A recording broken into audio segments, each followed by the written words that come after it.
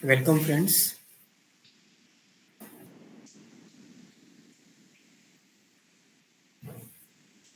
I'm Hemant Agarwal, host and coordinator of webinar conducted by chshelpforum.com. This website is specifically relating to various issues that can be experienced in societies and will benefit all CHS members. Website has very simple language articles, various draft of applications,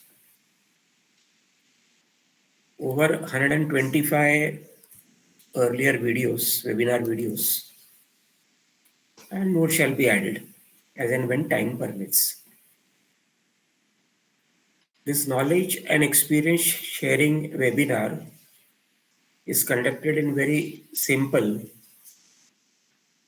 ordinary, non-technical and non-legal language and can be easily understood by all our friends. Today's topic is legal advisor, appointments, procedures, duties.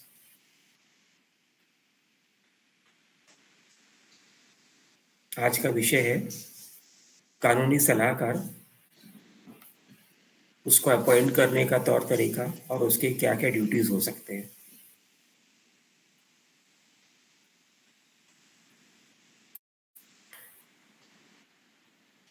Typically, in almost all societies, there are bound to be various types of small or big legal disputes.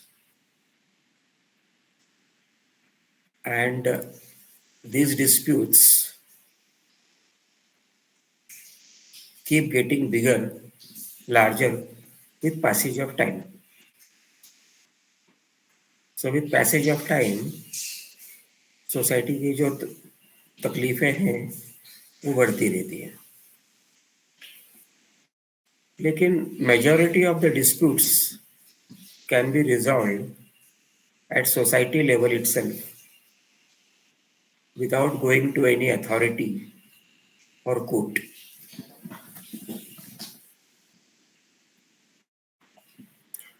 अब courts में जाने का, authority का जाने का मतलब है deputy registrar, assistant registrar के ऑफिस में. कोर्ट का मतलब हो गया अलग अलग टाइप के कोर्ट्स हैं. कंज्यूमर कोर्ट है, कोऑपरेटिव कोर्ट है, सिविल कोर्ट, क्रिमिनल कोर्ट. ये सारे कोर्ट्स हैं जहाँ पे ये सारी चीजें की सुनवाई होती है. बीएमसी का अलग से एक कोर्ट है. अगर सोसाइटी लेवल पे ये प्रॉब्लम रिजॉल्व करना है तो the role of legal adviser becomes very, very important, provided the CHS society wants to function prudently, मतलब ईमानदारी से. क्योंकि आप सबको पता है कि majority of the society members including the managing committee सब एक से बढ़कर एक है. अगर हम बॉम्बे शहर की भाषा बोले तो 30 बार खा है, मीच आहे सर्व काय. ये एक पैटर्न बना हुआ है जिसकी वजह से ये सारे डिस्प्यूट्स जागते रहते हैं.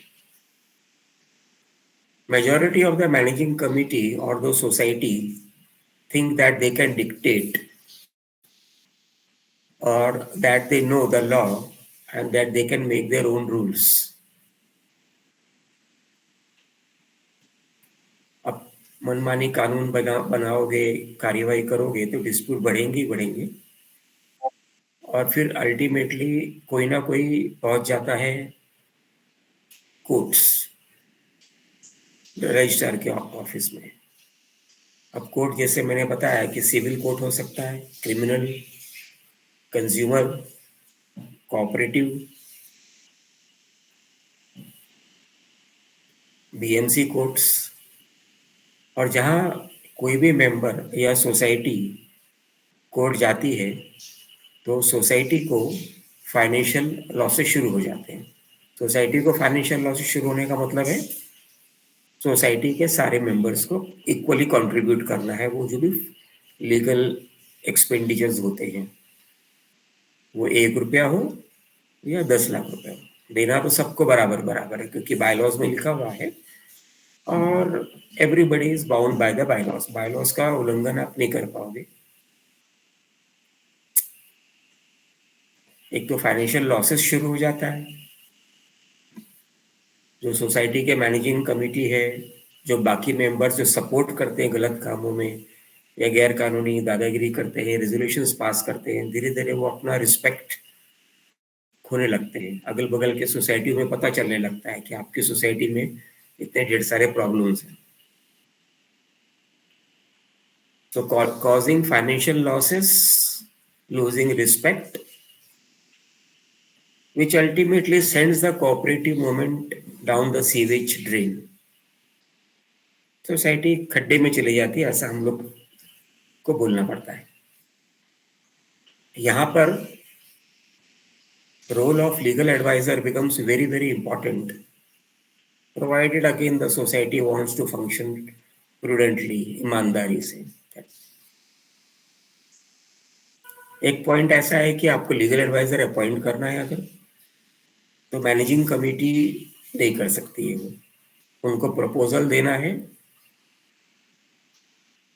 क्योंकि अपॉइंटमेंट ऑफ लीगल एडवाइजर एक पॉलिसी डिसीजन है सोसाइटी के लिए। सभी को खर्चा एक साथ देना है, तो एक पॉलिसी डिसीजन है। इसके लिए सारे डिसीजन जो है, पॉलिसी डिसीजन जो होता है, वो मैनेजिंग कमेटी की मीटिंग में नहीं लिया जा सकता है। वो सिर्फ और सिर्फ एनुअल जनरल बॉडी मीटिंग या स्पेशल जनरल बॉडी मीटिंग में लिया जा सकता है। Managing committee on its own, managing committee को हम शॉर्ट में आगे से बोलते हैं MC. So MC on its own cannot appoint a legal adviser without a general body resolution. General body means again AGM or SGM. General body का अधिकार क्षेत्र लीगल एडवाइजर को अपॉइंट करने के लिए section 72 of the MCS act में दिया हुआ है। जनरल बॉडी का डिसीजन सुप्रीम है, फाइनल है और इरेफ्यूटेबल है। तो general body resolution to appoint legal adviser on fees, अब यहाँ पे आप लीगल एडवाइजर को फीस दे सकते हो, सैलरी नहीं दे सकते, क्योंकि वो आपका एम्प्लॉय नहीं है। कोई भी लीगल एडवाइजर हो, एडवोकेट हो, लॉयर हो, वो फीस पे काम करता है, सैलरी बेसिस पे कोई काम नहीं करता, ना उसको अलाउड है वो। अगर वो सैलरी बेसिस पे काम करता है तो उसको वो जो एडवोकेट प्रैक्टिसिंग लाइसेंस है वो छोड़ना पड़ेगा, but he can always be appointed as a legal adviser. General body में लीगल एडवाइजर का रोल प्री डिटरमाइन करना होता है कि कितना गाइडेंस लेना है, लिमिटेड गाइडेंस लेना है या अनलिमिटेड गाइडेंस लेना है। जनरल बॉडी में ये डिसाइड करना है कि उसको लीगल एडवाइजर को मंथली बेसिस पे एंगेज करना है, रिटेन करना है, या ईयरली बेसिस पे करना है, या केस टू केस बेसिस पे करना है, या आवरली बेसिस पे करना है, but again only on रिटेनरशिप fee basis. Besides the fees, the legal advisor is not entitled to any bonus or ex gratia or whatever else, कि मुझे इतना एक्स्ट्रा दे दो, मुझे उतना एक्स्ट्रा दे दो, मुझे बोनस दे दो। वो लीगल एडवाइजर को एप्लीकेबल नहीं है, क्योंकि वो आपका एम्प्लॉय नहीं है।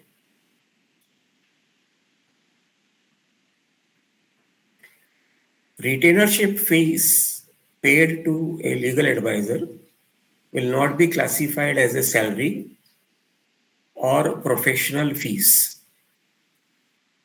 It will be a retainership fees.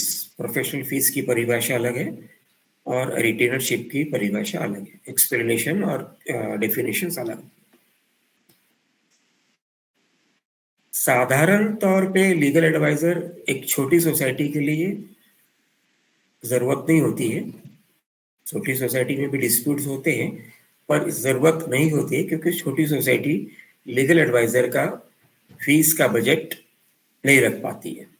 कई सोसाइटी, जैसे आपने देखा होगा, 12 मेंबर की सोसाइटी है, 15 मेंबर की सोसाइटी है, 25 मेंबर की सोसाइटी है, 50 मेंबर की भी सोसाइटी है, इवन अप टू 100 मेंबर की सोसाइटी भी, unless and until there is a very big dispute और सालों सालों से चला आ रहा है, तो ये लीगल एडवाइजर आप रखते हो, ये तो जरूरत नहीं पड़ती है।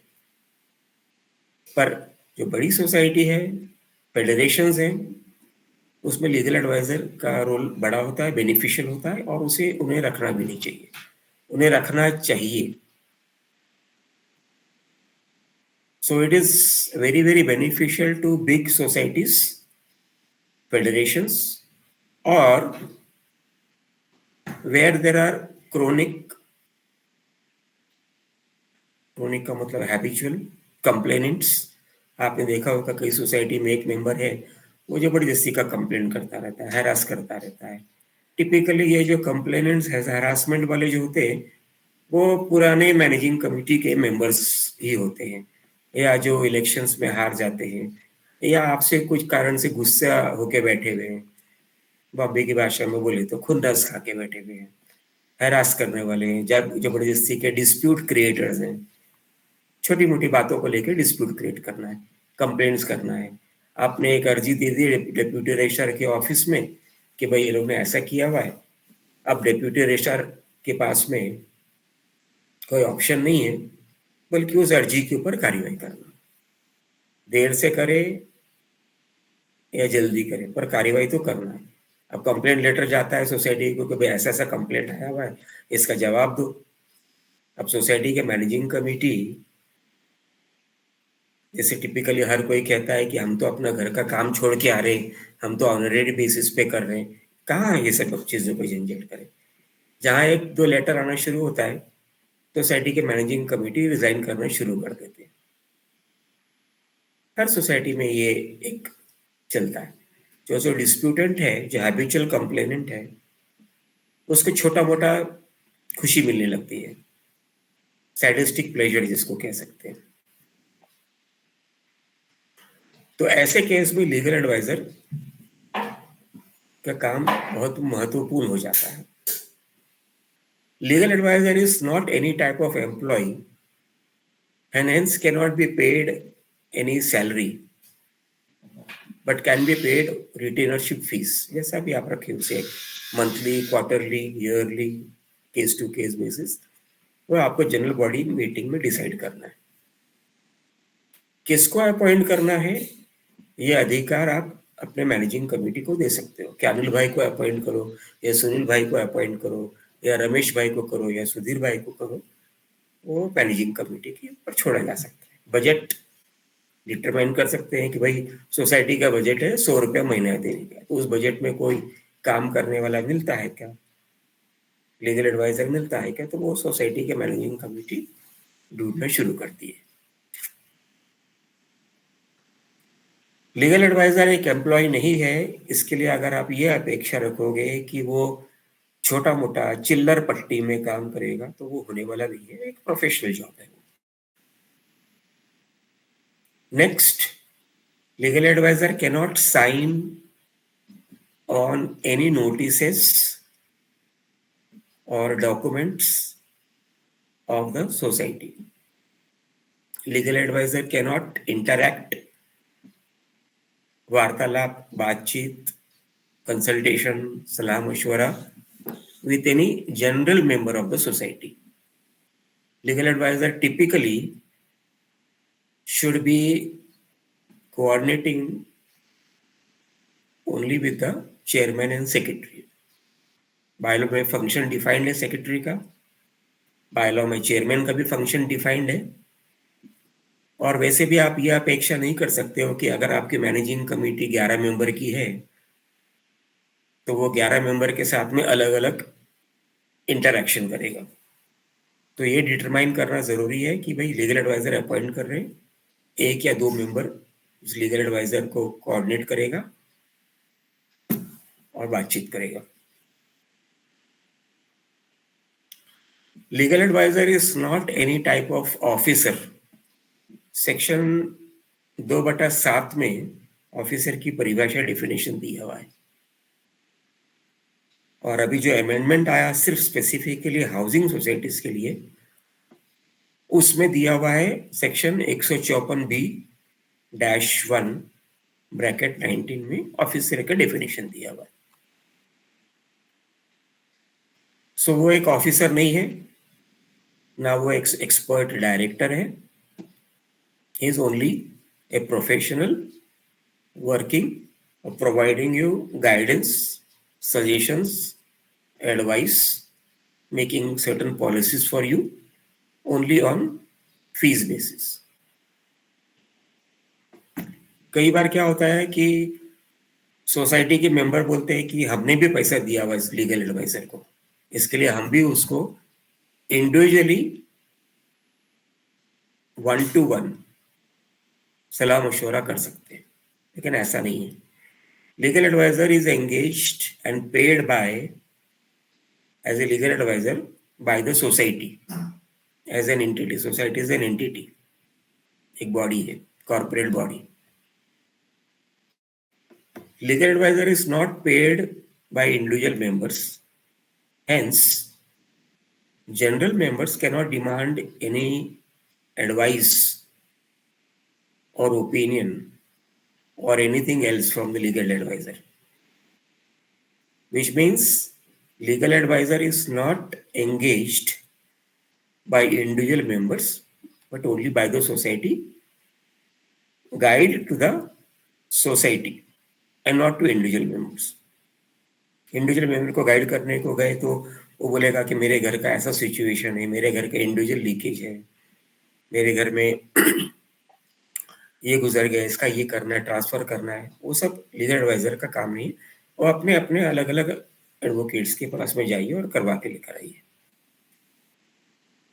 Legal adviser while advising to the society cannot advise or take up individual member cases against the same society।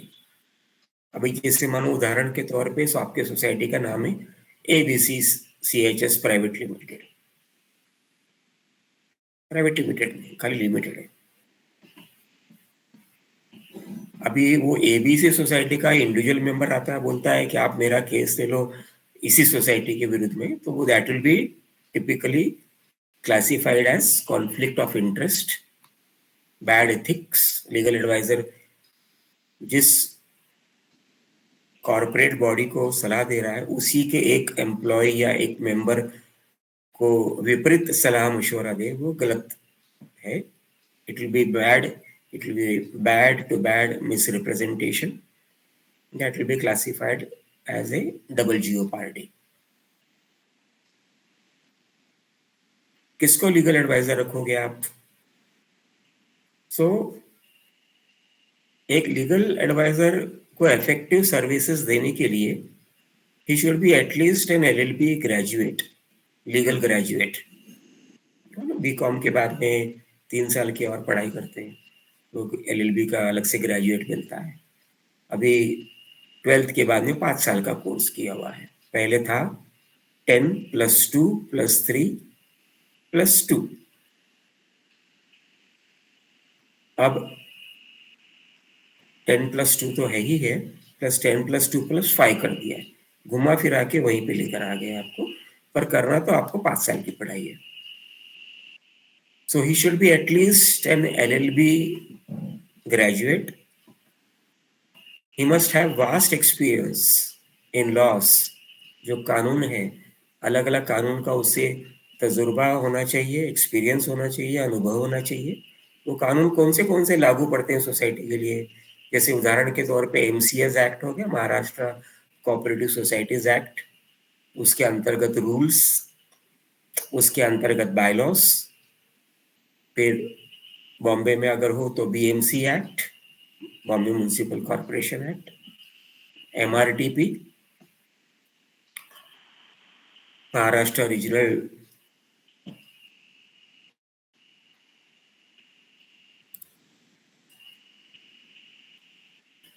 Fire act, property loss में जैसे हो गया आपके हिंदू सक्सेशन एक्ट हो गया, आपका ट्रांसफर ऑफ प्रॉपर्टी एक्ट हो गया वगैरह, सक्सेशन एक्ट हो गया, ये सब का बेसिक टू बेसिक जानकारी तो होना चाहिए उसे। कंज्यूमर प्रोटेक्शन एक्ट की जानकारी होना चाहिए। सिविल और criminal laws are also applicable to society. तो जो भी आप लीगल एडवाइजर रखोगे उसे इन सब चीज़ों का जानकारी होना ज़रूरी है। लीगल एडवाइजर ऑब्वियसली जो भी किसी को भी रखोगे तो legal adviser must be self updated with the latest changes in all laws. जो अभी हमने बताया, जितने भी लेटेस्ट चेंजेस होते रहते हैं कानून में जो सोसाइटीज के लिए एप्लीकेबल है, उससे नॉलेज होना चाहिए। सोसाइटी रिलेटेड जो भी कोर्ट जजमेंट्स निकलते हैं उसकी नॉलेज रखनी चाहिए, उसके अपडेटेड रहना चाहिए। और ये सारी चीज को कंसीडर करते हुए ही लीगल एडवाइजर लॉजिकली और प्रॉपरली मैनेजिंग कमेटी को एडवाइस कर सकता है। Legal adviser will remain legal adviser for society only for guidance purposes, for advisory purposes, for consultancy purposes, on any and all matters related to administrative and governance issues, जिसमें कुछ कुछ चीजें बताते हैं कि लीकेज हो गया, एनक्रोचमेंट्स हो गए, मेंबर ने बोला मेरे फ्लैट में लीकेज हो रहा है, मैनेजिंग कमेटी लीगल एडवाइजर को पूछती है कि भाई लीकेज हो रहा है तो इसका अभी क्या है, कितना खर्चा देना है इसको, कैसे कैसे करना है, 2 फ्लैट के बीच में करना है क्या खर्चा, टेरेस से लीकेज हो रहा है तो क्या करना है, क्या जजमेंट से इसके, नहीं किया तो क्या होना है, और किया तो क्या होना है, सोसाइटी कैसे कैसे उस एक्सपेंडिचर्स को रिकवर कर सकती है। इंक्रोचमेंट्स होता है, कई लोग जूता चप्पल का रैक रख देते हैं अपने दरवाजे के बाहर, कई लोग अपना घर के अंदर इंक्रोचमेंट्स कर लेते हैं, वो जो टेरेस है, वो जो गैलरी है, वो जो बालकनी है, वो जो नीच एरिया है, वो जो गार्डन फ्लावर बेड एरिया है, वो सब चीज़ों पे इंक्रोचमेंट्स होता है। तो उस चीज़ के बारे में भी लीगल एडवाइजर को सोसाइटी को सलाह मशवरा देना है। इंक्रोचमेंट्स किया तो ऑब्वियसली म्युनिसिपल का कानून का उल्लंघन होगा, ओसी तक रिवोक हो सकता है, प्रॉपर्टी टैक्स 2.5 गुना हो सकता है, पानी का चार्जेस भी 2.5 गुना हो सकता है। ये सब इंक्रोचमेंट्स के परिणाम हो सकते हैं, हो सकता है और हो भी रहा है एक्चुअली। सोसाइटी अगर ओवर चार्जिंग कर रही है और लीगल एडवाइजर के ध्यान में ये आता है तो वो गाइड करना है कि सर आप बिल्डिंग में ऐसा चेंजेस कर दो, ये फॉल्स बिलिंग हो रही है। लीगल एडवाइजर का काम है सोसाइटी को गुड गवर्नेंस पॉलिसी मेकिंग बना के दे, स्टैंडर्ड ऑपरेटिंग प्रोसीजर्स बना के दे। रिजिग्नेशंस होते हैं, मैनेजिंग कमेटी का किसी मेंबर की मृत्यु हो जाती है तो कोऑप्शंस कैसे करना है वो सब के बारे में गाइड करे। कोई मैनेजिंग कमेटी मेंबर रिजाइन करना चाहता है या बेच के चला जाता है तो कोऑप्शन कैसे करना है वगैरह। इलेक्शंस कब करना है, कैसे करना है, उसका गाइडेंस दे। डॉक्यूमेंट्स क्या क्या बनाना है उसका गाइडेंस दे। कन्वेंस के बारे में गाइडेंस दे कि आपका नहीं हुआ है तो इस तरीके से कन्वेंस करना है। गाइडेंस की बात आ रही है यहाँ पे, एडवाइजरी सर्विसेज की बात आ रही है। रीडेवलपमेंट के बारे में कि चलो भाई सर आपका बिल्डिंग 30 साल के ऊपर हो गया है तो रीडेवलपमेंट के लिए एलिजिबल हो, आपका ओसी नहीं है तो ओसी इस तरीके से ला सकते हो आप ये करिए, ऐसा पीएमसी अपॉइंट करो वगैरह वगैरह। नॉन एग्रीकल्चरल टैक्स आपको एप्लीकेबल है, आपने भरा नहीं है उसे भरो, या उसे कोंडन ऑफ कराने का ये अर्जी दो, माफी मांगने का, माफ कराने का वगैरह वगैरह। बीएमसी के जितने भी इश्यूज हैं, इंक्रोचमेंट से लेके प्रॉपर्टी टैक्स से लेके सीवरेज है, पानी का पानी चार्जेस है, रोड्स है, कनेक्टिविटी है, ड्रेनेज वगैरह की, वो सब चीज़ों के बारे में गाइडेंस करे। डीएमसी के नोटिस वगैरह भी आ सकते हैं, वो सब चीज़ के बारे में गाइडेंस करे, एडवाइजरी करे वगैरह वगैरह। पार्किंग की भरपूर डिस्प्यूट्स होते हैं सोसाइटी में तो उसका कोई ना कोई पॉलिसी बनाए, एजीएम के सामने पेश करे, और उसमें से रिजोल्यूशन करने की कोशिश करें। लीगल एडवाइजर को लगता है कि सोसाइटी के पास फंड्स कमी कमी है, लॉस में जा रही है, तो प्रॉपरली फंड्स कैसे रेज कर सकते हो आप? मेंबर से मेंटेनेंस चार्जेस इंक्रीज करना है, या मोबाइल टावर लगाना है, या एडवर्टाइजिंग बैनर्स लगाने हैं, ये सारी चीजों के बारे में फंड रेजिंग पॉलिसीज आप बना सकते हो। डिपॉजिट्स लेना है मेंबर से, वगैरह वगैरह। आजकल प्रचलन चला है ईवी, इलेक्ट्रॉनिक व्हीकल के पॉलिसीज कैसे इंस्टॉल करना है, कहाँ पे करना है, कौन सी एजेंसीज लाना है, क्या क्या डॉक्यूमेंटेशन करना है, भरपूर चीजें होती है। कोऑर्डिनेशन विद इलेक्ट्रिसिटी कंपनीज और ईवी सर्विस प्रोवाइडर्स, यूसेज पैसे, usage policies of extra spaces available in a society, ये सारी चीजों के ऊपर भी आप लीगल एडवाइजर से पूछ सकते हो कि भाई हमारे पास में 5,000, 10,000, 15,000 स्क्वायर फीट एक्स्ट्रा पड़ा हुआ है, क्या इसे हम लोगों को, मेंबर्स को शादी ब्याह के लिए दे सकते हैं क्या, पार्टीज के लिए दे सकते हैं क्या, एक्स्ट्रा पार्किंग के लिए दे सकते हैं क्या? इसकी क्या पॉलिसीज बन सकती है, क्या क्या कानून का उल्लंघन हो सकता है, या किस कानून के तहत हम अपनी एक्स्ट्रा जगह बाहर वालों को या घर वालों के जैसे मेंबरों को दे सकते हैं, क्या क्या चार्जेस होना चाहिए, रिकवरी है, पैसा नहीं दे रहे मेंबर, वगैरह वगैरह की चीजें। अब आती है बात, लीगल एडवाइजर की कोई लायबिलिटी या रिस्पॉन्सिबिलिटी है क्या उसके लीगल गाइडेंस देने से? छोटी मोटी है। लीगल एडवाइजर अपना मुंह खोलेगा, बड़बड़ बड़बड़ करेगा और लीगल एडवाइस दे देगा। अगर मैनेजिंग कमेटी, टिपिकली जैसे होता है हमेशा अभी तक, मैनेजिंग कमेटी बोलती है नहीं नहीं हमको नहीं, हम तो अपना मर्जी की करेंगे, क्योंकि कई सोसाइटी में ऐसा होता है कि लीगल एडवाइजर होने के बावजूद भी मी मोठा आहे, मी जे बोलेल तेच खरं आहे, ये धारणा बना के मैनेजिंग कमेटी लीगल एडवाइजर के एडवाइस को नहीं सुनती है, ये नहीं मानती है। तो उस सूरत में, उस कंडीशन पे लीगल एडवाइजर का कोई लायबिलिटी या रिस्पॉन्सिबिलिटी नहीं हो सकता। लीगल एडवाइजर कानून एक ऑल्टरनेट डिस्प्यूट रिड्रेसल मैकेनिज्म, एक सिस्टम अपनाया हुआ है। जस्ट लाइक आपने सुना होगा लोक अदालत, कोर्टों में भी है। लोक अदालत में म्यूचुअल ग्रेड के सेटलमेंट्स हो सकते हैं, जहाँ पे म्यूचुअली आपस में सहमति से कर सकते हैं। ADR, alternate dispute redressal mechanism system, is very very effective under certain laws like Arbitration and Conciliation Act है, Consumer Protection Act है, सिविल कोड है, कोड ऑफ सिविल प्रोसीजर है। Almost all courts including criminal courts, magistrate courts हैं वगैरह, they conduct lok adalat to help relevant disputants parties settle matters amicably। Dispute settle कर दिया, court कचहरी मत जाओ, क्योंकि सबके पैसे खर्चे होने वाले हैं, सबका वक्त जाएगा, सबकी रिस्पेक्ट जाएगी और टाइम खर्चा होगा। टाइम खोटी करू नका, पैसे खर्च करू नका, ये ADR का मुद्दा होता है टिपिकली। समटाइम्स मैनेजिंग कमेटी और सर्टन मेंबर्स के बीच में डिस्प्यूट्स कुछ ज्यादा ही टेंस हो जाते हैं, स्ट्रांग हो जाते हैं, ड्यू टू ईगो रीजंस होते हैं, आकड़ होती है, घमंड होती है, प्राउड होता है, और कई अदर कारण भी हो सकते हैं। ऐसे केसेस में आपने सुना होगा कि चलो भाई थर्ड पार्टी को बुला लो,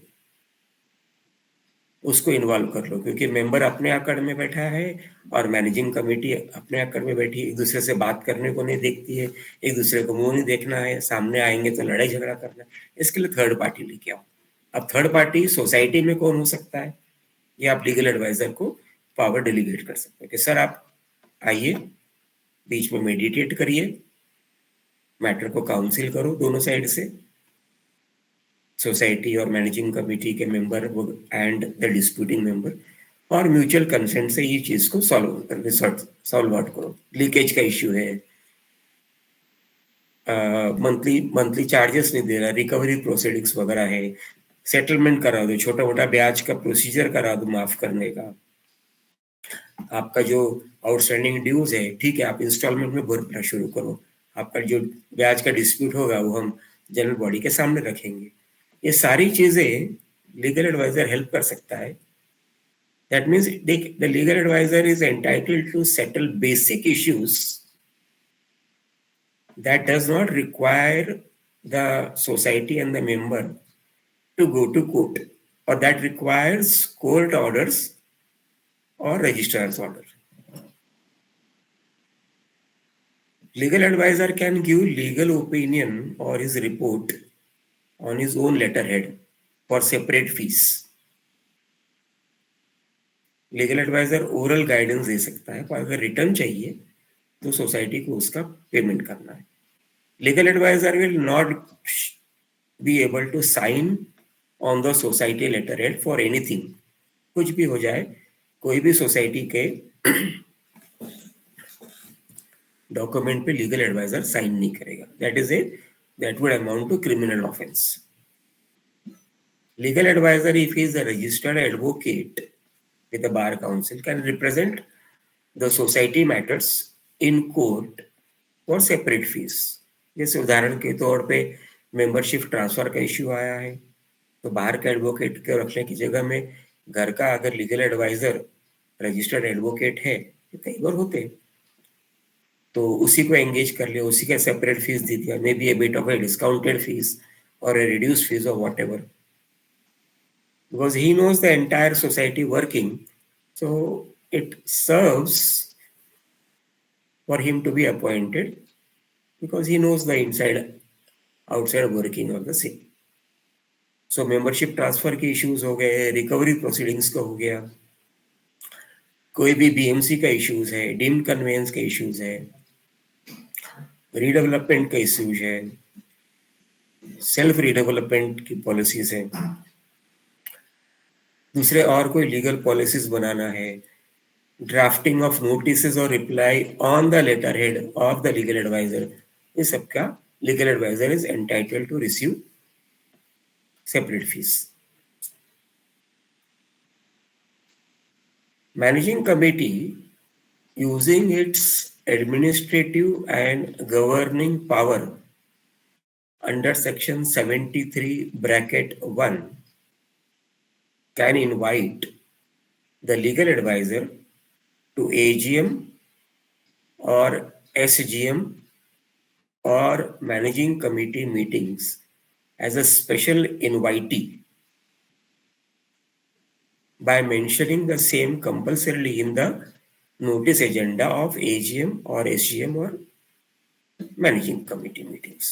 मतलब अगर आपको लीगल एडवाइजर को एजीएम या एसजीएम या मैनेजिंग कमेटी में बुलाना है तो आपका वो जो नोटिस एजेंडा का जो पन्ना है नीचे लिखना पड़ेगा कि अनिल शर्मा को as a legal adviser is invited as a special invitee for so and so purpose है। 2 लाइन का इन्विटेशन डालना ताकि सबको पता चले कि लीगल एडवाइजर को इन्वाइट किया for so and so purposes.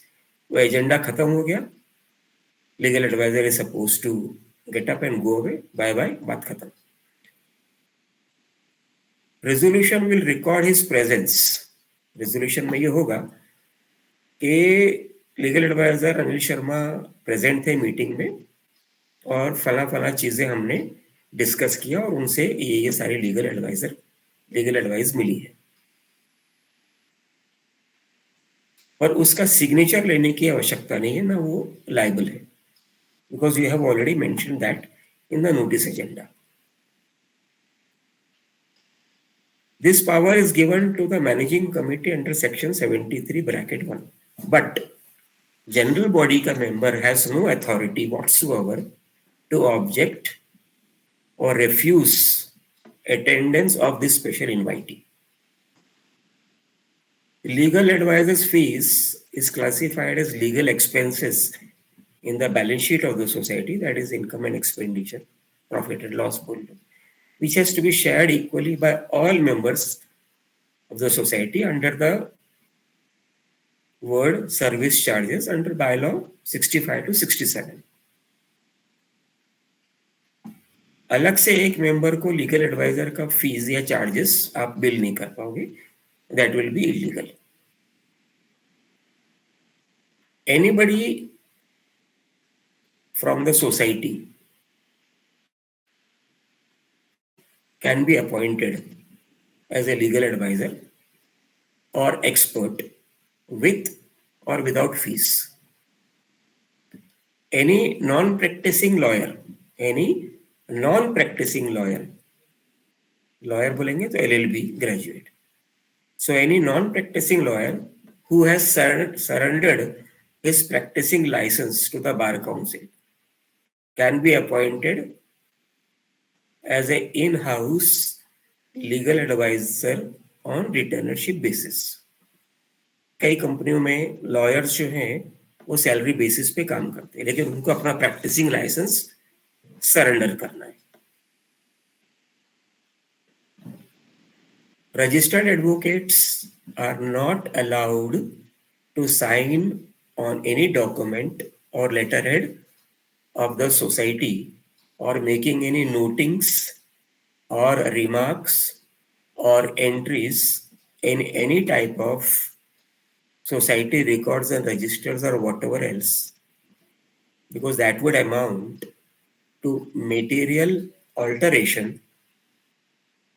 by an unauthorized person who is not a managing committee member, and it will be an offense under section 146 read with 147 of the MCS Act और Indian panel code में भी material alteration का provision दिया हुआ है इन IPC equal to BNS आज के दिन में. जैसे हम सुनते हैं कि और कोई फील्ड में, मेडिकल फील्ड हो या लीगल फील्ड हो या सिविल आर्किटेक्चरल इंजीनियर्स वगैरह वगैरह, others in CHS matters also, society matters also, there are hundreds of advisory, जिसको एक वर्ड होता है क्वैक या फ्लाई बाय नाइट ऑपरेटर्स और society managers who glorify themselves as society consultants, who may be having basic to basic knowledge, experience in society matters. Basic to basic. मैं एक society manager हूँ, मेरे को 20 साल काम हो गया, इसका मतलब ये नहीं है कि मेरे को सारा civil procedure code, consumer protection act, BMC act, MC act सब पता है. वो एक लॉयर की रिस्पॉन्सिबिलिटी है. तो ये जो टाइप के जो लोग हैं ये आपको बहुत से मिलेंगे. उनको बेसिक टू बेसिक नॉलेज हो सकता है, एक्सपीरियंस हो सकता है, प्रैक्टिकल एक्सपीरियंस हो सकता है, पर सोसाइटी को ये ध्यान में रखना चाहिए कि आधी पकी हुई खिचड़ी नहीं खाई जाती है कभी भी. So if you have got half cooked और incomplete knowledge, it is very dangerous to the health of the cooperative movement, and such things keep increasing disputes due to non-compliance of various laws. Non-compliance में कैसा है, एक है वो section 82 के अंदर audit rectification report है. कैसे बनाना है मैनेजर को आधा अधूरा पता है, क्या प्रोसीजर से फाइल करना है, लॉन्च करना है, वो आधा अधूरा नहीं पता है. फाइनली अगर आप लीगल एडवाइजर को अपॉइंट करते भी हो तो उसका कम से कम बेसिक वर्किंग नॉलेज होना चाहिए, बाकी चीजों का भी जो सोसाइटी से संबंधित रखता है. जैसे उदाहरण के तौर पे सोसाइटी को इनकम टैक्स एक्ट भी लागू पड़ता है. MCS एक्ट तो है, BMC एक्ट भी है, कंज्यूमर प्रोटेक्शन एक्ट भी है, CPC भी है, क्रिमिनल एक्ट भी है. इसी तरह इनकम टैक्स एक्ट भी लागू पड़ता है. इसी तरह GST एक्ट भी लागू पड़ता है. इसी तरह बैंकिंग कानून भी लागू पड़ता है. ये सारी चीजें सोसाइटी को लागू पड़ता है और वो चीज का ध्यान रखते हुए सोसाइटी को वैसा इंसान को अपॉइंट करना चाहिए। We will conclude the lectures today and take a 2 minutes sponsor break. आप बने रहिए. I will come back in 2 minutes time. Thank you.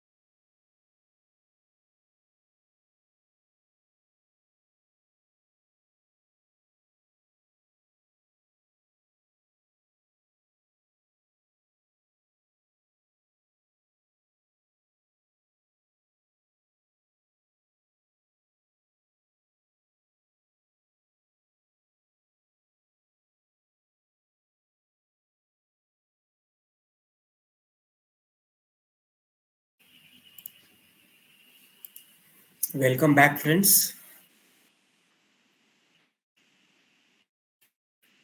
Now we can take up questions by our friends here. Questions only relating to today's topic. आज का विषय पता ही है आपको, legal adviser, appointment procedures, duties वगैरह वगैरह. Friends who want to ask questions can please click on the hand symbol on your screen. आपके स्क्रीन पे ऐसा वाला एक हैंड सिंबल है, उसे क्लिक कर दीजिए and we will take up your questions in sequence. We are taking up only one short question per person. While asking questions, please switch on your video.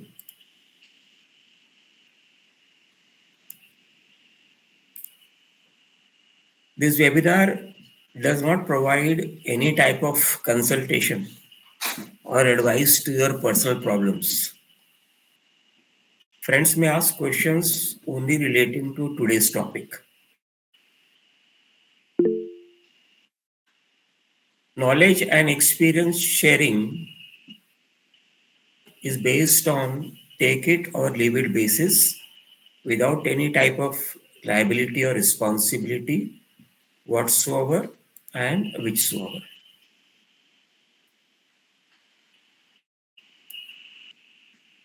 Okay, we'll take up the first question by Mr. Hariya Mehul.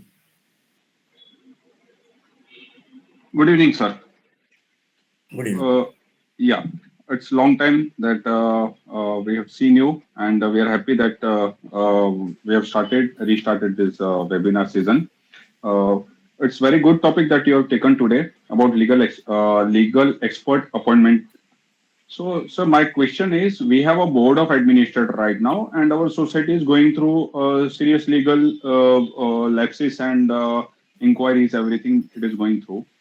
So right now, committee is not there. So in this scenario, they have appointed board of administrator have appointed one legal advisor at XYZ fees, which they are not entitled to expend beyond the limit. और 25,000 से ज्यादा का खर्चा उन्होंने monthly approve करा के वो agenda लेकर स्पेशल जनरल कॉल किया, 10-20 लोग आए, अप्रूवल लेकर उसको कर दिया, अपॉइंट कर दिया. अब वो लीगल एडवाइजर इनको डेली का जो गलती पुराने लोगों ने की उससे कैसे बचना है वो उसको सिखा रहा है, कैसे इंक्वायरी में मैनिपुलेट करना है, कैसे रजिस्ट्रार को मैनेज करना है, वो सारा काम कर रहा है. तो फॉर एक्चुअली लीगल काम के लिए नहीं, वो इलीगल काम करवाने के लिए उसको अपॉइंट किया गया. तो इस परिस्थिति में क्या करना चाहिए? ना कोटेशंस ना कोई अपॉइंटमेंट किसको करेंगे, वो रजिस्ट्रार ने जिस बंदे को बोला उसको अपॉइंट करके यहाँ पे कर लिया वो, यानी रजिस्ट्रार के साथ जिसका वहां पे अच्छा बनता है उसको अपॉइंट करके यहाँ पे सोसाइटी में लेकर आए वो बोर्ड मेंबर्स ने. मिस्टर हरिया, मुझे ये बताइए कि ये अपॉइंटमेंट सोच के बताइए, ये बोर्ड ऑफ एडमिनिस्ट्रेटर ने किया या जनरल बॉडी ने परमिशन दिया? किसकी मर्जी से हुआ ये?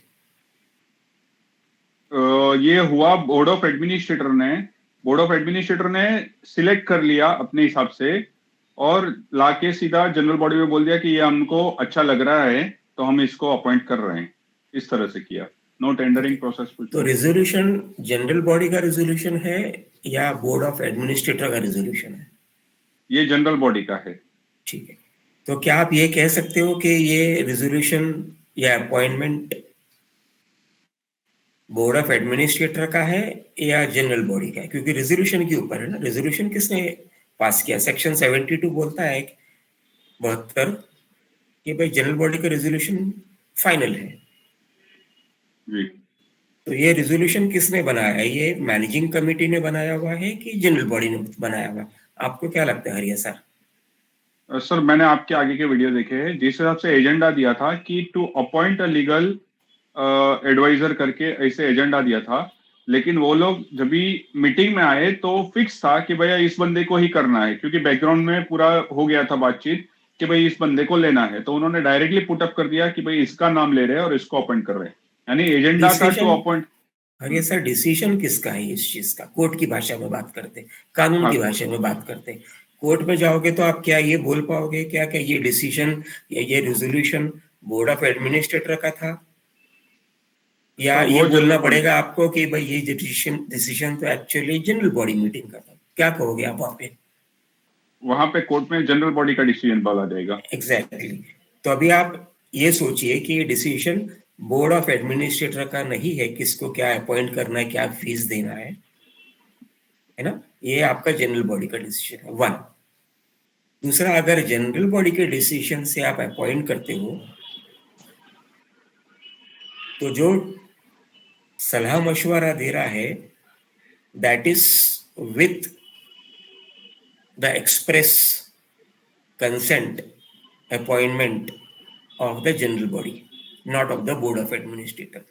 वो बोर्ड ऑफ एडमिनिस्ट्रेटर उसको मिसयूज कर रहा है, वो एक अलग बात है. उसके लिए फिर वो आपको क्रिमिनल कोर्ट जाके वगैरह वगैरह वगैरह सारी प्रोसीजर करनी है. तो ये अपॉइंटमेंट हुआ वो जनरल बॉडी के रेजोल्यूशन से हुआ है, जनरल बॉडी के अथॉरिटी से हुआ है, बोर्ड ऑफ एडमिनिस्ट्रेटर के अथॉरिटी से नहीं हुआ है. आप कोर्ट में ये नहीं बोल पाओगे कि सर ये तो रेजोल्यूशन तो बोर्ड ऑफ एडमिनिस्ट्रेटर का है ही नहीं, क्योंकि जनरल बॉडी का रेजोल्यूशन मौजूद है. Isn't it, Mr. Arya? Sir agree करता हूँ, ये आपके पॉइंट से एग्री करता हूँ, लेकिन एक छोटा सा आर्ग्यूमेंट ये रहेगा कि टेंडरिंग प्रोसेस नहीं हुआ है, क्योंकि अगर उनको मालूम था ये एक बंदे को ही करना है तो दे कुड हैव रिटर्न कि भाई जैसे ऑडिटर का नाम आता है कि भाई ये बंदे को हम लोग अपॉइंट करना चाहते हैं, उन्होंने लिखा है कि दिस इज, हम लोग to appoint a legal adviser, ना टेंडरिंग प्रोसेस किया है, सालाना समझ लीजिए 3 से 4 लाख रुपए का खर्चा भी हो जाएगा। तो ये चीज के लिए उन्होंने बोर्ड ऑफ एडमिनिस्ट्रेटर को फर्स्ट ऑफ ऑल वो डिसाइड करने का पावर ही नहीं है कि भाई हम लोग ये एक्सपेंस करेंगे, और it is beyond their limit. और टेंडरिंग प्रोसेस नहीं किया है कि आप इनवाइट करो, टेंडर से नहीं मंगाया कि भाई किसके कैसे एडवाइजर्स लेना है। वो उन्होंने कुछ भी अपॉर्चुनिटी नहीं दिया। जब भी एजेंडा सर्कुलेट हुआ तभी मालूम नहीं था कि वो लोग फिक्स कर चुके हैं। वो हमें लगा था कि सिर्फ वो लोग डिस्कशन करने वाले हैं, और बाद में पता चला कि उन्होंने अपॉइंटमेंट ही कर दिया और अप्रूवल ले लिया। तो एजेंडा वाज और ये डिफरेंट सब एट ऐसा है दिस। कि appointment, discussion, prefixed, everything is an agreeable point by the general body. If the general body had thought of कि नहीं टेंडरिंग तो नहीं हुआ है, 3-4 कोटेशन तो इनवाइट नहीं किए हुए हैं, इतना तो फीस नहीं देना है, तो ये डिसीजन किसका है? बोर्ड ऑफ एडमिनिस्ट्रेटर का नहीं है, क्योंकि रिजोल्यूशन में तो जनरल बॉडी में ये किसी ने बोला नहीं कि टेंडर लेके आओ फिर हम लोग डिसाइड करेंगे, नहीं 100 रुपया नहीं देंगे, खाली 10 रुपया देंगे। ये डिसीजन तो जनरल बॉडी का है। अगेन हम कोर्ट की भाषा बात करते हैं। आप ये नहीं बोल पाओगे कि वो बोर्ड ऑफ एडमिनिस्ट्रेटर ने एक को लेके आया, लेकिन जनरल बॉडी के पास अथॉरिटी था ना। जनरल बॉडी बोलती है ना कि एक्सेप्ट और reject, isn't it? So who has the authority to accept or reject it? If it was accepted by the general body, it does not mean, legally it will not mean that the decision to accept that particular person or the fees or the duties is the work of the board of administrator. The board of administrator can only put up a proposal. They cannot implement it their own decision or discretion in a GB meeting. That is given under section 70 to the general body. अभी आपने AGM बुलाया या SGM बुलाया, तो क्या managing committee ये बोल सकती है मैंने जो डिसीजन लिया वही पारित, वही फाइनल? जनरल बॉडी मीटिंग में नहीं बोल सकते सर वो चीज। अगर ये बोलना होता तो वो मैनेजिंग कमेटी की मीटिंग में करती। तो जनरल मैनेजिंग कमेटी क्या बोलती है, भाई 100 रुपया बढ़ाने का ये हमारा प्रपोजल है, आप विचार विमर्श करो, डिस्कस एंड डिसाइड, एक कॉमन वर्ड होता है हर एजेंडा के लिए। तो आप डिस्कस और डिसाइड करो और डिसीजन लो। मैं डिसीजन नहीं ले रहा हूं आपके लिए, आप जनरल बॉडी को डिसीजन लेना है। अब जनरल बॉडी ने जो भी डिसीजन लिया वो सेक्शन 72, और अगर आप थोड़ा और डेप्थ में जाओगे तो सेक्शन 77 में भी कवर्ड है। Okay, so what ever decision is taken, if you are aggrieved by the decision of the general body, where will you go? You have to go only and only to the cooperative court under 91. Correct. So you cannot go to the cooperative court under the against the BOD, board of BOA, because BOA is a representative of the DR. Correct. And he is a deemed public servant, क्योंकि सरकारी ठप्पे के अंतर्गत आपको appoint किया हुआ है। जी sir. तो उसको हटाने का जो अथॉरिटी है, क्या वो कोर्ट को है? कोर्ट को नहीं है sir. Anyway, thank you mister Hariya for joining in. Sir one more, एक लास्ट क्वेश्चन था इसमें, सॉरी, कि ये एनी अदर मैटर में ले सकते हैं लीगल अपॉइंटमेंट? लीगल, जैसे मैंने बताया कि अगर कोई डिसीजन एक पॉलिसी डिसीजन है, policy decision means a decision which involves the whole society and the funds of the society. That is loosely you can say a policy decision. क्योंकि legal adviser को मैं मेरी जेब से तो नहीं अपॉइंट कर रहा हूँ। मैनेजिंग कमेटी अनिल भाई तो अपने जेब से पगार पानी तो नहीं देने वाला है। तो पगार पानी जो देने वाला है उसका तो कंसेंट तो लेना पड़ेगा। वो एक पॉलिसी डिसीजन में आ गया। वो क्या क्या काम करने वाला है, उससे क्या क्या काम लेने का है। खाली रिकवरी प्रोसीडिंग्स के लिए अपॉइंट करते हैं, खाली बीएमसी मैटर के लिए अपॉइंट करते हैं। तो ये डिसीजन है, इसको बोलेंगे पॉलिसी डिसीजन है, जो सिर्फ और सिर्फ जनरल बॉडी डिफाइन कर सकती है। and not the managing committee. यानी क्वेश्चन ये था एनी अदर मैटर में ले सकते हैं क्या वो एनी अदर मैटर में पॉलिसी डिसीजन के लिए सेपरेट प्री डिटरमाइंड एजेंडा होना जरूरी है. पॉलिसी डिसीजन के लिए separate pre determined agenda. Any other matter में वो चीज लोगे आप जो छुट्टा है, चना कुरमुरा है, ऐसे सब चीज लोगे जो अचानक ही आ जाती है. और एनी अदर मैटर में लेने के लिए चेयरमैन का परमिशन लेना कंपलसरी है. मीटिंग 2 घंटे चल पड़ी, चेयरमैन बोलता है नको माझ्याकडे टाइम नाही आहे, संपलं. Because he is the whole and sole authority of the meeting, not the general body. General body ये नहीं बोल सकती नहीं मीटिंग 6 घंटे चलाओ. वो चेयरमैन प्रिसाइडिंग ऑफिसर है उस मीटिंग का, है ना. तभी प्रिसाइडिंग ऑफिसर का वर्ड फाइनल होता है. जैसे उदाहरण के तौर पे अपने लोकसभा में स्पीकर साहब क्या बोलते हैं, एडजन. अब बाकी लोग कुछ बड़बड़ कर सकते हैं क्या उसके अगेंस्ट में? सेम चीज यहाँ पे भी होती है. Anyway, thank you mister Hariya for joining in. Next question we are taking up mister Sunil Narayankar. Sunil ji, आपका माइक्रोफोन अनम्यूट करिए. हाँ, नमस्कार सर. नमस्कार साहब. हाँ, मेरा क्वेश्चन लीगल एडवाइजर के रिलेटेड है. कन्नवर नगर का सोसाइटी है, 2 बिल्डिंग है PWR 219 का, और जो है लीगल एडवाइजर का नेमणूक करना, ये सब्जेक्ट लिया है सुनील जी, सोसाइटी. ऐसा है कि PWR का मतलब मुझे पता हो सकता है, पोस्ट. हाँ, पर पोस्ट आपके बाकी हाँ, मित्र जो यहाँ पे वेबिनार में शायद उनको नहीं पता होगा, तो थोड़ा सा एक्सप्लेन कर दीजिए. PWR का है, उन्होंने शेड्यूल कास्ट के लिए दिया था, लेकिन पोस्ट वॉर जो रेफ्यूजी है उनके अंडर डाला है. रिहैबिलिटेशन वाली सोसाइटी है. हाँ, वो सोसाइटी है. तो वो सोसाइटी में 2 बिल्डिंग है, सोसाइटी एक है. तो उसमें अभी जो है ना रीडेवलपमेंट के मैटर में चल रहा है कि अपने पास जो रिवाइज टेंडर आया है उसके लिए स्पेशल जनरल बॉडी बैठाया. लेकिन एजेंडा में पहला क्वेश्चन, ये पहला सब्जेक्ट ये था की मागील सभेचे इतिवृत्तांचे वाचन, त्यानंतर रिवाइज टेंडर ओपन करना, और तीसरा जो था वो था कि है ना अध्यक्षांच्या परवानगीने येणारी इतर विषय. उसमें डाला है कि अगले मीटिंग में जो है ना लीगल एडवाइजर का नेमणूक करने का अपने पास 3 जन का आया है. तो उसके बाद में अगला मीटिंग लगाया स्पेशल जनरल बॉडी का. उन्होंने सब्जेक्ट था कि है ना लीगल एडवाइजर का नेमणूक करने का, 3 जो ऑलरेडी आए हैं और एक्स्ट्रा जो आए हैं उनके, तो 7 जन आया था. तो उन्होंने फिर से वही गलती किया कि पिछला स्पेशल एग्जाम का इतिवृत्तांत वाचन, आणि फिर है ना इसमें ये उन्होंने डाला था सब्जेक्ट.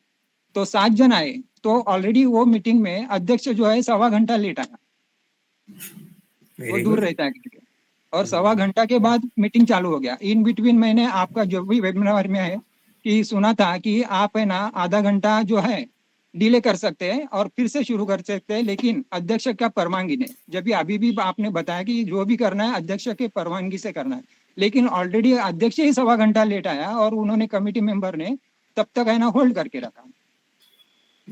जो बायलॉज में लिखा हुआ है वो 30 मिनट का प्रोविजन लिखा हुआ है. हाँ, हाँ, या 1 महीने का प्रोविजन लिखा हुआ है. हाँ, हाँ, है ना. तो अगर 30 मिनट में नहीं होता है तो जो प्रेसिडेंट है उस मीटिंग का, समझो अगर चेयरमैन नहीं आया, जैसे आपने बोला वो फुर्सत में चाय पीते हुए आया, दारू पीते हुए आया, 1 घंटे से 1.5 घंटे के बाद में आया वो. हाँ. उस समय जनरल बॉडी में से किसी को भी presiding president of the meeting pickup करना चाहिए था. वो जनरल बॉडी का अधिकार क्षेत्र था.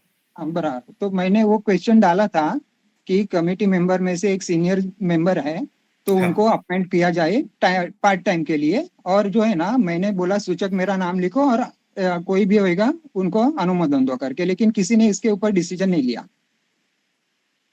अगर आप ये प्रूव कर सकते हो कि भाई मीटिंग 1.5 घंटे के बाद में शुरू हुआ, आपके पास में बाकी मेंबर के कोई एविडेंस है, मैं रिकॉर्ड किया सर, वीडियो रिकॉर्डिंग है, आपके बाकी मेंबर्स आपका साथ देने को तैयार है, एफिडेविट देने को तैयार है, तो मीटिंग का प्रोसीडिंग आप कोऑपरेटिव कोर्ट में डिस्प्यूट डाल के नल एंड वॉइड करा सकते हो, क्योंकि बायलॉज का उल्लंघन हुआ. हाँ, बराबर. तो मैंने जो वीडियो शूटिंग किया है, जब वो मैडम आई, वो रहती है मीरा रोड में, और वो आने के बाद में कंडक्ट किया मीटिंग, लेकिन उसके पहले उन्होंने लिखा है कि कोरम नहीं था करके आधा घंटे डिले किया। अभी वो उसका इतिवृत्तांत आएगा ये सोमवार तक, तो मालूम पड़ेगा उन्होंने क्या लिखा है। मेरा रिप्लाई वही रहेगा, अगर हाँ डिस्प्यूट क्रिएट करना है तो 2-4 मेंबर का साथ चाहिए होगा, हाँ। मतलब उनका एफिडेविट लगेगा कि हाँ ये अच्छा जो सुनील जी बोल रहे हैं ये प्रॉपर है, ये जो वीडियो रिकॉर्डिंग किया हमको इसके नॉलेज में है, बराबर। मीटिंग ये वाले बायलॉ के उल्लंघन में किया हुआ है। और सुनील जी ने रेस किया था पॉइंट कि अटेंडी जनरल बॉडी मेंबर्स के बीच में से एक किसी व्यक्ति को उस मीटिंग के लिए प्रेसिडेंट ऑफ द मीटिंग घोषित किया जाए, ऐसा आपने बोला है कि वो सब वीडियो रिकॉर्डिंग में आया होगा। तो हाँ ये हो सकता है आपका काम इसके अंदर, आप कोशिश करिए। अच्छा। और उसके बाद में जो है उन्होंने वो जो मेन विषय था वो हिसाब से उन्होंने 7 जन में से अपॉइंट नहीं किया, किसी को भी अपॉइंट नहीं किया। अपने पास टाइम नहीं है, अभी बहुत टाइम हो गया, तो अपन अगले मीटिंग में वो शॉर्ट आउट करके 3 जन को अपन शॉर्ट लिस्ट करेंगे और उसका अपॉइंटमेंट अगले मीटिंग में करेंगे, ऐसा करके उन्होंने वो एंड कर दिया। वो पॉसिबल है, लेकिन आपने एक टेक्निकल चीज बताई कि हाँ स्पेशल जनरल बॉडी मीटिंग का पिछला मिनट्स को ये वाले करंट मीटिंग में रीड और अप्रूव करने की बात आपने बताई, एम आई करेक्ट? हाँ हाँ बराबर। तो स्पेशल जनरल बॉडी जितने भी करते हैं बरस में, अगर आप 2 करो या 20 करो, हाँ उसका अप्रूवल सिर्फ और सिर्फ एजीएम में ही हो सकता है, बायलॉज राइट में वो भी लिखा हुआ है। बराबर सर। तो अगर आप बोलोगे कि हर मीटिंग का अप्रूवल हम नेक्स्ट में करेंगे तो वो परमिसेबल नहीं है, वो एक दूसरा आपके फेवर में पॉइंट जाता है। बराबर। अच्छा, तीसरा ये है कि उन्होंने जो है ना ये जो विषय रखा लीगल एडवाइजर का निम्न, ये भी तो उन्होंने क्या बोलते हैं स्पेशल एजीएम में आखिर में जो लिखा था ना कि अध्यक्षांच्या परवानगीने येणारे विषय, उसमें उन्होंने पिछला मीटिंग में डन किया था। लेकिन आपने ये भी बोला कि आने वाले एक नवा एसजीएम में प्रॉपर रेजोल्यूशन डाला था लीगल एडवाइजर अपॉइंट करने के लिए, एम आई करेक्ट? बराबर। हाँ तो अगर ऐसा है और प्रॉपर एजेंडा है, अच्छा। स्पेसिफिक लिखा हुआ है, तो वो एजेंडा बोला जाएगा, वो चेयरमैन के परमिशन के लेके अलग से मीटिंग करेंगे या रेजोल्यूशन पास करेंगे, वो तो वैसे भी स्पेशल जनरल बॉडी मीटिंग में अलाउड ही नहीं है। बराबर। Any other matters of the with the permission of the chair का एजेंडा जो होता है वो SGM special general body meeting में अलाउड नहीं है, बराबर। वो खाली एजीएम में अलाउड है। राइट। तो ये आपका एक तीसरा नेगेटिव पॉजिटिव पॉइंट बनता है आपके फेवर में। बराबर। Okay, thank you, Sunil ji, for joining in. Thank you, sir. Thank you very much. Okay.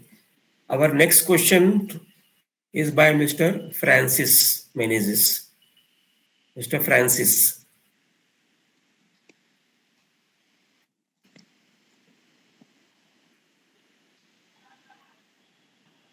Yes, sir. Yes, sir. Regarding legal advisor for society appointment Yes, sir. in the general body meeting, Yes, sir. we propose for legal advisor. The member said, when you are a member of the federation, all advice you can take from the federation. Why unnecessarily you are doing expenditure from the society? So whenever we go to the federation, there is no proper advice, neither timing, other things and all. We brought to the notice of general body. Just saying since last 30 years, we are doing why unnecessarily doing expenditure. How to deal such issue in general body? The federation is not a lawyer or a legal advisor, and they are not bound to, and they should not be giving you any legal advice for anything. Yeah.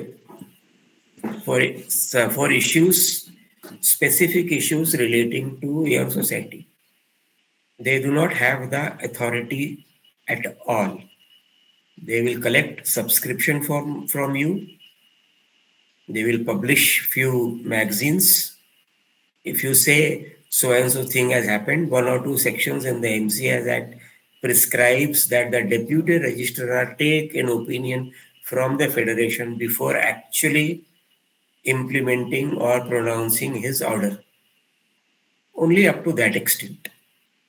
Now, federation may be having, let us say, I think Mumbai Federation में there must be at least 50,000 members तो होंगे उनको 50,000 member societies. And what strength the federation has? 2 member, 20 member? How many? And how can they advise to these 50,000 societies? Every member will keep going to the federation. नहीं मैंने तो federation का subscription में मेरा भी हिस्सा है, मैं भी फीस भर रहा हूँ सोसाइटी को, तो मुझे I am also entitled to take advice from you. It's not their duty sir.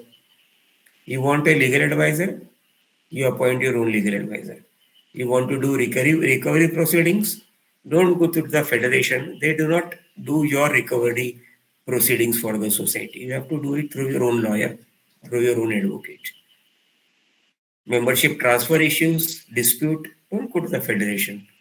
They are not going to do or scrutinize the membership transfer files.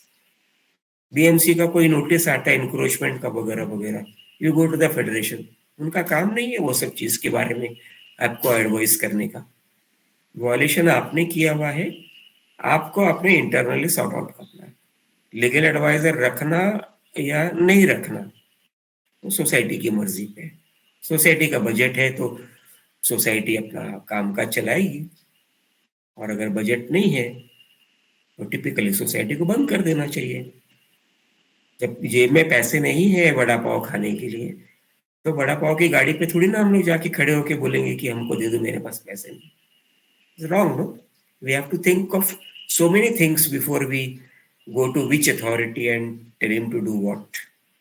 Anyway, thank you, Mr. Francis, for joining in. Anybody else has any question before we conclude for today? और किसी के पास?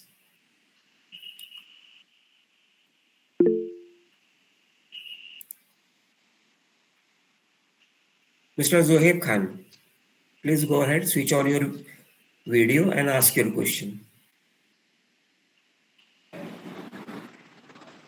Hi, good evening, sir. Good evening, Mr. Khan. बोलिए sir. तो sir मेरा सवाल था कि legal adviser को अपॉइंट करने के लिए I dropped in little late for the seminar, sorry about it, so I missed a few points. तो अगर कोई भी लीगल एडवाइजर को अपॉइंट करना है, so do you have to propose that as an administrative work in the SGM, and is there like a criteria where you have to have minimum 3 quotations shared of multiple legal advisors? For 3 quotations tender, those are not applicable to professional persons. Okay. Electricity का काम करवाना है, जी जी, plastering करवाना है, painting करवाना है, तो आप टेंडरिंग सिस्टम को. You may, they are not your employees, please remember that. right. You can get your connections, call for people, contact few lawyers or advocates or whosoever it may be, legal firms, and request them to give them their quotations to you. That may be considered Right. by the managing committee, and a Right. proposal of the same with a proper feasibility report and a chart which says कि ये 5 quotation आया, इनका ये 100 रुपए charge है, किसी का 200 है, किसी का 300 है, depending on their experiences also. Okay. You will find a lot of quacks also who give you legal advice for 100 rupees also. But what is the Right. point in spending that 100 rupees if you are not going to get proper advice? Correct. और disputes बढ़ाने society में आधा अधूरा knowledge लेके, वैसा नहीं हो सकता है. Correct. So there is no criteria as such of having a minimum of. He is not your vendor, first of all. Okay. He is not your vendor. All right. Anyway, Okay, so that thank you, answers my Mr. Khan, question. for joining in. Thank you, sir. Last question is by Mr. Haria. Sir, One how short to question before you conclude. Yeah. How to assess कि जो advice legal adviser ने दी, अब वो हिसाब से committee काम नहीं कर रही या फिर बीओए काम नहीं कर रहा है वो हिसाब से, और या फिर लीगल एडवाइजर ने ही कुछ गलत इनको सलाह दे दी और उसके हिसाब से ये चल पड़े और वो लोग फंस गए, लीगल बैटल में फंस जाएंगे। तो किस तरह से इसको कंज्यूमर प्रोटेक्शन में हम लोग क्लेम कर सकते हैं कि भाई वो लीगल एडवाइजर ही आपका, आपने जो प्रपोज किया था वो सही है, सही नहीं है, यानी उसका असेसमेंट कैसे करे? क्योंकि अब तक का जो हमारे यहाँ पे अपॉइंटमेंट हुआ, अब तक 3 चीजें मैं देख चुका हूं कि उन लोग ने गलत की है, इलीगल की है। जैसे कि एसडीएम कॉल की थी विदाउट द मेंबर्स अप्रूवल, उन्होंने अपने हिसाब से, बोर्ड ऑफ एडमिनिस्ट्रेटर ने खुद ने अपने हिसाब से मीटिंग कॉल कर ली, क्योंकि सेक्शन 76 के हिसाब से उनको मीटिंग कॉल करने का अधिकार नहीं है। उन्होंने अपने हिसाब से नोटिस निकाल के डायरेक्ट इश्यू कर दी, मेंबर्स का कोई कंसेंट नहीं था। उसके बाद में कई सारे बड़े अप्रूवल्स लिए इन्होंने, 25,000 से ज्यादा के, यानी काफी सारी चीजें जो है वो लॉ के बियॉन्ड हो रही है। तो लीगल एडवाइजर होने के बावजूद अगर इसको ऐसा कुछ हो रहा है तो उसको कैसे प्रोटेक्ट किया जाए, प्रिटेंड किया जाए, और उसको कैसे फर्दर अकाउंटेबल किया जाए? जिस इश्यू पे भी सेटिस्फेक्शन नहीं है या ग्रीवेंस है या डिस्प्यूट है, भले वो बीओए का डिसीजन हो तो रजिस्ट्रार के पास जाइए। बीओए ने जनरल बॉडी मीटिंग कॉल किया हुआ है और जनरल बॉडी का डिसीजन है तो वो बीओए का डिसीजन नहीं है, ये हम ऑलरेडी चर्चा कर चुके हैं।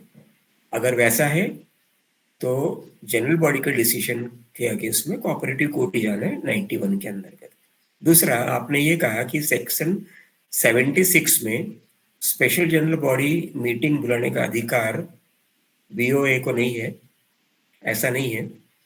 BOA is as good as a managing committee, and a managing committee by virtue of section 73 is entitled to call a special general body meeting। ये जरूरी नहीं है कि खाली फेडरेशन के डायरेक्शन पे करेंगे या डीआर के डायरेक्शन पे करेंगे या मेंबर के रिक्वेजिशन पे करेंगे, ऐसा नहीं है। मैनेजिंग कमेटी को is the elected administrative and governing body who has got all the powers to call even 10 special general body meetings or 20 or whatever in a year.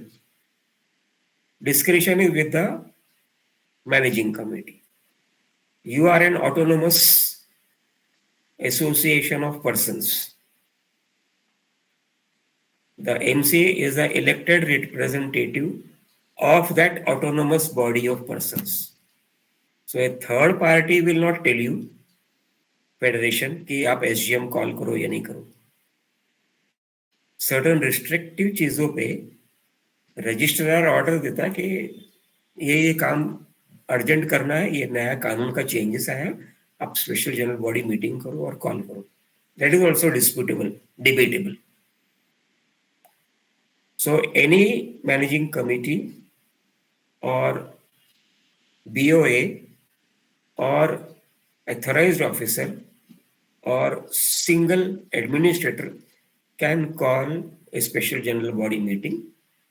That decision in that special general body meeting is the decision of the GB general body under 72, which is binding on all the members of the society.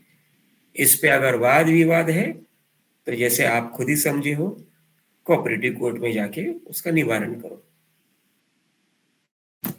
Sir, regarding अगर उसका opinion सही नहीं है और वो गलत सलाह दे रहा है और इनको लेके जा रहा है, क्योंकि इफ वी अंडरस्टैंड और हमको पता चल रहा है कि ये गलत कर रहा है, लेकिन वो बोलते हैं नहीं, हमको एडवोकेट ने बोला तो हम लोग उस हिसाब से चल पड़ेंगे।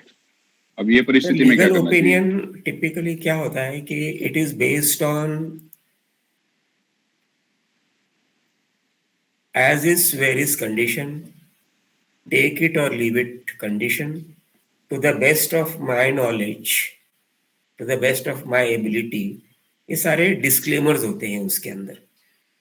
अगर आपको लगता है कि वो आपके लीगल एडवाइजर ने गलत सलाह दिया हुआ है, कौन से कानून के अंतर्गत उसका वो ऑफेंस बैठता है, वो आइडेंटिफाई करके आप उसे क्रिमिनल कोर्ट में या सिविल कोर्ट में, इवन कोऑपरेटिव कोर्ट में, कोऑपरेटिव कोर्ट में नॉन मेंबर को भी आप घसीट सकते हो, कोई प्रॉब्लम नहीं है। आपके और लीगल एडवाइजर के बीच में there is no privity of contract. The privity of contract is between the legal adviser and the society. तो अगर लीगल एडवाइजर के विरुद्ध में कुछ कार्यवाही करना भी है तो वो सोसाइटी कर सकती है, आप नहीं कर पाओगे। आप खाली क्रिमिनल एक्शन ले सकते हो या सिविल एक्शन ले सकते हो। बार काउंसिल, बार काउंसिल में वो मैटर्स आप लेकर जा सकते हो जिसके अंदर आप उस मैटर के प्रीवी हो। आपका मैटर लिया हुआ है कि लीगल एडवाइजर ने, पर्सनल मैटर, मिस्टर हरिया वर्सेस एडवोकेट अनिल, तो जा सकते हो। आपके और उसके बीच में कुछ नहीं है। आप एक वाया मीडिया हो, आप हो, सोसाइटी है, लीगल एडवाइजर है। लीगल एडवाइजर ने एडवाइस दिया है, वो सोसाइटी को दिया हुआ है, आपको नहीं दिया हुआ है। तो हेंस आप लीगल एडवाइजर के अगेंस्ट में बार काउंसिल पे कंप्लेंट नहीं कर सकते। आप कोशिश कर सकते हो कि सर देखो इनका ये लीगल ओपिनियन आया था, इन्होंने ये गलत लिखा हुआ है, इन्होंने लिखा हुआ है कि एनक्रोचमेंट अलाउड है, जूता चप्पल रखने का अलाउड है, whereas he is a qualified learned person, he should have not given this particular type of advice। मेरे पास इसका लीगल रिपोर्ट है, ये लीगल ओपिनियन है, तो यस आप उसकी कंप्लेंट कर सकते हो। एक संबंध होना चाहिए, प्रिविटी ऑफ कॉन्ट्रैक्ट होना चाहिए, है ना, एक विकारियस लायबिलिटी होना चाहिए कि भाई आपका उसमें नुकसान क्या हुआ, ये आपको साबित करना पड़ेगा। Anyway, thank you, Mr. Haria, for joining in. We will conclude today's webinar. We can take up one last question by anybody else. मोरे साहब, आप सुन रहे हैं? जी जी सर, नहीं कुछ नहीं, कोई लास्ट पे इसमें था कि as a member they can go to the lawyer and take a opinion from their own lawyer regarding the decision given by the appointed and file a case against the bar council. Is it possible? If the legal advisor has given you, Anil advocate है, अनिल भाई advocate है, उसने सुनील भाई को legal advice दिया और सुनील भाई को लगा कि भाई गलत एडवाइस दे दिया, डॉक्यूमेंट्री एविडेंस लगेगा ना। बार काउंसिल में खाली अपन जाके मुंह से बड़बड़ बड़बड़ करेंगे तो वो भी आके बोलेगा कि मैंने तो बोला नहीं ऐसा, या मैंने ऐसा बोला था, कुछ भी बोल सकता है। तो कानून के आगे तो कुछ ना कुछ एविडेंस तो लगने वाला है। Minutes of meeting from the MC, what has been noted down in the meeting, MOM. But the legal advisor will say कि वो तो मैनेजिंग कमिटी ने लिखा है, मेरा थोड़ी ना क्या रोल है, उसने क्या लिखा क्या नहीं लिखा, मुझे क्या करने का है। Okay, okay, thank you sir. This is normally the assumption of most of the members, no? Yes. Regarding the MC. Yes. That is why I asked. Okay, thank you sir. Sorry for joining late. Always welcome, Sir, Morris. One question is by Mr. Subramanian, please. Subramanian V. Mr. Subramanian, are you there?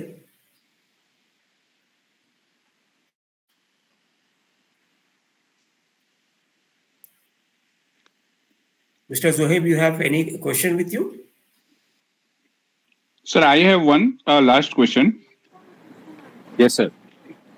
I'll wait for him. Go ahead.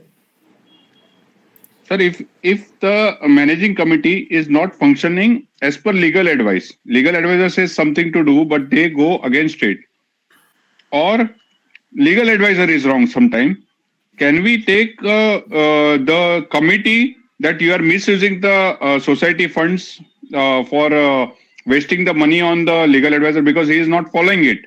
He is not following the advice of a legal advisor because they want to do in their own way. Legal advisor is only a guest for you. He is only an advisor. He is an authority of the society.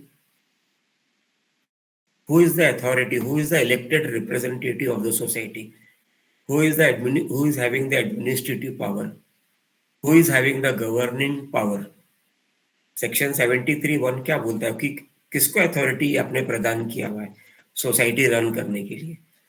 तो अगर managing committee बोलता है कि मेरे बुद्धिमानी के हिसाब से, to the best of my ability, to the best of my knowledge, with my proper application of mind, I am using this decision, he is only an adviser, take it or leave it के basis पे managing committee उसको रखती है। Policy decisions होता है, legal adviser बोलता है नहीं आपको तो 200 रुपये बढ़ाना चाहिए, नहीं बढ़ा सकते, मैनेजिंग कमेटी जनरल बॉडी नहीं अलाउ करती है। डिसीजन किसका है? लीगल एडवाइजर का है? Not possible sir. Managing committee बोलती है मेरे मेंबर्स को मैं जानती हूँ नहीं बढ़ा के देंगे, चलो ठीक है आपके कहने के ऊपर मैं जनरल बॉडी में ये प्रपोजल डाल भी देता हूँ। लीगल एडवाइजर बोलता है 200 रुपये बढ़ाओ, जनरल बॉडी बोलती है खड्डे में डालो लीगल एडवाइजर की एडवाइस को, हमको नहीं बढ़ाने का। अब क्या करना है? लीगल एडवाइजर की बात मानना है, जो कि एक मेहमान है, जिसको हम कल बोल सकते हैं you are fired, kicked out, get lost, क्या हम ऐसा नहीं बोल सकते उसको? पर क्या हम अपने मेंबर को या मैनेजिंग कमेटी को ऐसा बोल सकते हैं क्या? तो अथॉरिटी किसके पास में, उस पर निर्भर करता है ये सारी चीजें। अगर लीगल एडवाइजर ने बोला है कि देखो साहब आपका ये एनक्रोचमेंट हुआ है, आप ये कार्रवाई करो, 4 लोगों ने जूता चप्पल का रैक बाहर रखा हुआ है, और अगले दिन बीएमसी वाला, फायर डिपार्टमेंट वाला आके नोटिस चिपका के जाता है, शो कॉज नोटिस, कि आपने रखा हुआ है हटाओ 2 दिनों के अंदर, अब नहीं हटाते हो तो मैं सोसाइटी के ऊपर फाइन लगाता हूँ, मैं प्रॉपर्टी टैक्स इंक्रीज करता हूँ, मैं आपको ओसी रिवोक करता हूँ, मैं आपका पानी का बिल बढ़ाता हूँ। ये सारी चीजें संभावना जब होती है तो विकारियस लायबिलिटी वो वाले मैनेजिंग कमेटी के ऊपर आती है कि भाई 2 दिन पहले तो बोला था, रिकॉर्ड में आया हुआ है, आपने काम नहीं किया, सोसाइटी का नुकसान किया, 73(1) में आ गए ओमिशंस वगैरह वगैरह, वो सब चीजें देखनी होंगी। सर मेरा क्वेश्चन ये है, अगर एक एडवोकेट लीगल एडवाइजर अपॉइंट किया, फिर उसे चेंज किया गया बाय मैनेजिंग कमेटी, उसके साथ जाके बाद में जनरल बॉडी में अप्रूवल लेना है कि उस जनरल बॉडी का अप्रूवल लेके ही चेंज एडवोकेट के साथ जाना है कन्वेंस कर डीड के लिए? लीगल एडवाइजर किसको अपॉइंट करना है ये जनरल बॉडी में डिसाइड नहीं होता है, हाँ है ना। हाँ। जनरल बॉडी में से आप बोलोगे कि अनिल भाई को अपॉइंट करो, हाँ उधर से वो सुधीर भाई उठेगा और बोलेगा नहीं सुनील भाई को अपॉइंट करो, हाँ उधर से वो रमेश भाई उठेगा बोलेगा नहीं और जैकब को अपॉइंट करो। कौन किसको अधिकार क्षेत्र है? ये एडमिनिस्ट्रेटिव अथॉरिटी कौन है? जनरल बॉडी है या मैनेजिंग कमेटी है? हाँ अपॉइंटमेंट लेटर, हाँ चेक में साइन जनरल बॉडी हाँ। करेगी या या मैनेजिंग कमेटी करेगी? हाँ तो अगर जनरल बॉडी मीटिंग में ये डिसाइड हुआ है कि एक लीगल एडवाइजर रखना है, ये उसका ड्यूटीज का परिभाषा है, ये उसकी सारी फीस है, बस हाँ। इतना ही। इतना ही, ओके। और अब चेंज करना है तो आपको पता होगा सेक्शन 75 में मैनेजिंग कमेटी वर्किंग रिपोर्ट बना के दिया जाता है एजीएम के टाइम पे, उसमें लिखना है आपको कि भाई मिस्टर सुब्रमण्यम को अपॉइंट किया हुआ legal adviser from period so and so, और ये खर्चे कर रहे हैं, भाई मिस्टर मोरे को अपॉइंट किया, भाई मिस्टर हरिया को अपॉइंट किया, ऐसा है वैसा है। पर आप हर चीज के लिए मैनेजिंग कमेटी में नहीं जा सकते। जैसे कई सोसाइटी में ऐसा होता है, नहीं वो मेंबरशिप ट्रांसफर ना वो जनरल बॉडी अप्रूव करेगी। हाँ जनरल बॉडी में 50 लोग बैठे हुए, तो सबको वो मेंबरशिप का ट्रांसफर फाइल घुमाओगे, सब वो अप्रूव करेंगे उधर? ऐसा है क्या? नहीं ना, नहीं, रेटिफाई करके ले लेंगे बस। not ratify sir, it is only for information of the member कि this is the administrative power given to me, under that I have approved this membership transfer file, this is provided to you for information. List of new membership transfers is a criteria of section 75. Okay. ऐसा नहीं है कि 5 file आया है transfer का या 50 file, जैसे बड़ी सोसाइटी है 1000 मेंबर की सोसाइटी है गोरेगांव वेस्ट में, 1200 मेंबर की सोसाइटी है वो, उसमें हर साल में कम से कम 100 ट्रांसफर होते हैं। Big society, big shots, keep on selling and so. are you going to rotate that 100 files in an AGM for everybody to scrutinize and give their approval? कितना टाइम है आपके पास? 5 दिन का AGM करना है आपको सर? कितना दिन का AGM करना है? और दूसरा, जब कानून ने ये बोला है कि आपके इलेक्टेड रिप्रेजेंटेटिव को एडमिनिस्ट्रेटिव और गवर्नेंस अथॉरिटी दिया हुआ है, ये तो कानून में लिखा हुआ है ना, सेक्शन 73 में 1 में लिखा हुआ है ये चीज। वो तो हमारे जिन्होंने कानून बनाया, लेजिस्लेटिव बॉडी ने, उसने अधिकार दिया है, तो क्या हम उसको चेंज करेंगे? क्या कहते हैं सुब्रमण्यम साहब, आप चेंज कर देंगे क्या उसको? नहीं, और सर ये ओपिनियन जो, लेकिन ये होता है सुब्रमण्यम साहब, हर सोसाइटी में होता है, नहीं मेरा कानून लगाएगा।